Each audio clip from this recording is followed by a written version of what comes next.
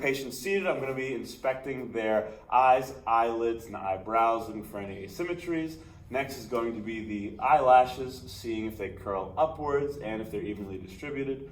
Next, I'm going to instruct the patient to pull their eyelids down and look up. I'm looking at the sclera in the conjunctiva, looking for any bleeding, masses, or nodules. While I'm here, I'm going to inspect the cornea and the lens, looking for any opacities. Next, I'm going to palpate their lacrimal glands. So I'm going to have my hands on your face, all right? And I'm palpating. My hands are a little cold. So there, checking for any blockages. Next, I'm going to take my fundoscope, and I'm going to zero it out 15 feet in front of me.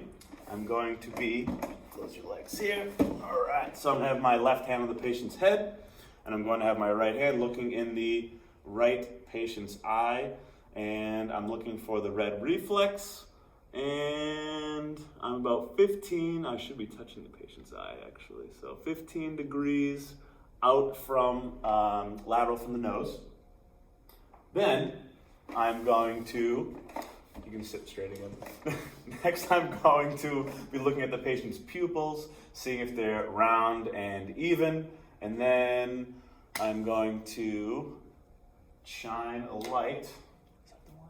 Shine the light obliquely. All right. So I'm going to shine a light in their eyes, seeing if,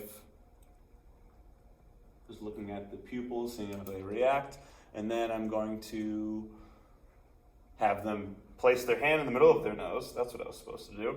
And I'm going to check direct response of the pupil and the indirect at the same time. I'm going to test both sides. All right. Next, I'm going to hold the pen 4 inches from the patient's face. I'm going to instruct them to look at it and then away in the distance, looking at the pupils. You can keep doing that one more time. And then away. Excellent. And then next, I'm going to look at shine the light center of the patient's forehead. Right. So next I'm going to shine the light at the center of their forehead. Seeing the light, I should see the light in the same position of the pupils. And then I'm going to perform the H pattern test, so follow the pen. Make a nice H, big H pattern up and down, looking for any nystagmus of the eye or lid lag. Good. And then I'm going to have the patient cover one eye. Could you look at the pen?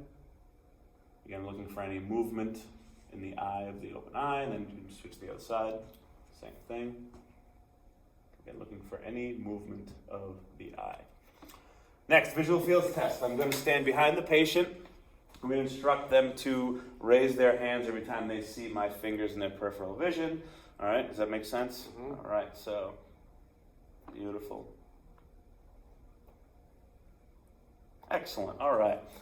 After that, we're going to do the visual acuity test, and we're going to, since this is really small, I'm not going to actually have them do it, but they're going to stand 20 feet away from the Snelling eye chart, and they're going to cover one eye, and they're going to read the smallest line they can read, and then switch sides. I think they have to get 50% of it right in order for it to be passing. And that is the eye exam flow.